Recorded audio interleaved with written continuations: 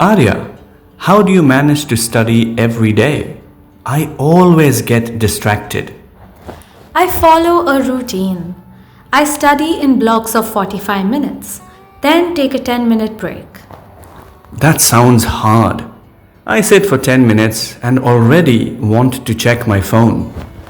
Try keeping your phone in another room. That really helps me. Good idea.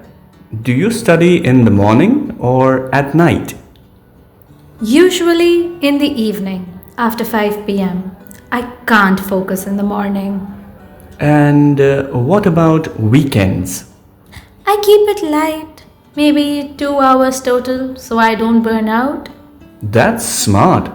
I always try to study for 5 to 6 hours, then give up.